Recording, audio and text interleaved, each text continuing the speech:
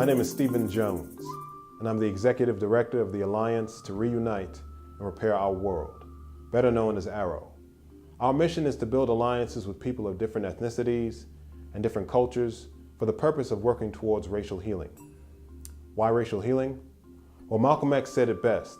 He said that if you stick a knife in my back 9 inches and you pull it out 6 inches, that is not progress. If you pull it all the way out, that isn't progress. The progress is from healing the wound that the blow made.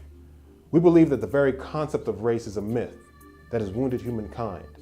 We believe that all of us, both so-called non-white people and so-called white people, are in need of racial healing. And like a physical wound that is left untreated, our minds, our society, and our world has become infected with racism. I, like many of you, have been deeply disturbed by the seemingly countless number of lives that have been taken as a result of America's system of racialized oppression.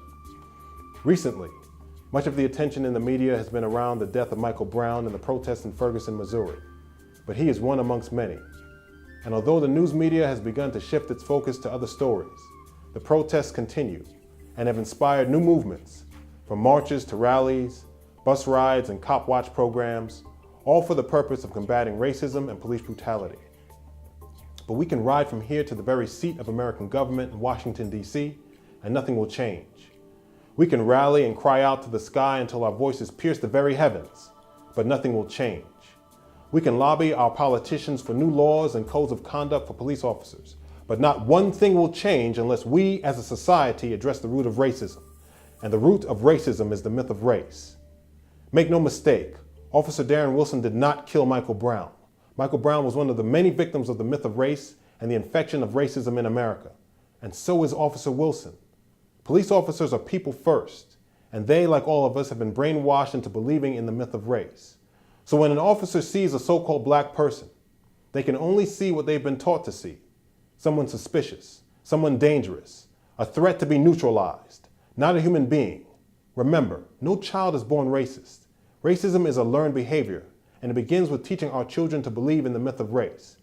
The myth of race simply is the belief that we can judge the content of a man's character by the color of his skin. It teaches that human beings can be divided into superior and inferior races based upon their physical features, with skin color, nose and lip shape, and hair texture being the main features considered. Historically, these so-called inferior races have been exploited, exterminated, and/or controlled by so-called superior races. From the tragedy of the indigenous people of America on the Trail of Tears, the transatlantic slave trade, the Jewish Holocaust, discrimination against Irish Americans, the crisis in Darfur, and so much more, millions of human lives have been lost in the name of race. This is not a so-called black problem or a so-called white problem. It is a human problem. Recently, Attorney General Eric Holder was widely criticized because he claimed that America is a nation of cowards on race. But he was right. We are afraid. We are afraid because race is our deepest wound. It's so painful that even if we passingly touch on the subject, it results in the exchange of hateful words, inflamed passions, and angry debates. We have not had the medicine to heal our wounds. We've not had the tools or the programs to be able to have a constructive conversation on race, coupled with action initiatives designed to make real progress on racial healing in this country and throughout the world. Until now. ARROW was created to heal our racial wounds. ARROW's philosophy and programs are not only designed to educate its members about the myth of race and thoroughly debunk it, we also have programs designed to specifically address the historical consequences of race on virtually every ethnic community.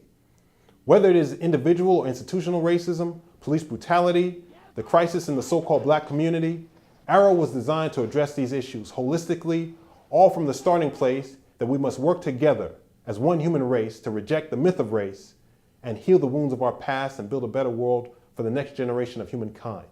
If you are interested in learning more about these programs, please go to www.racialhealing.org and remember, one race, one world, one future.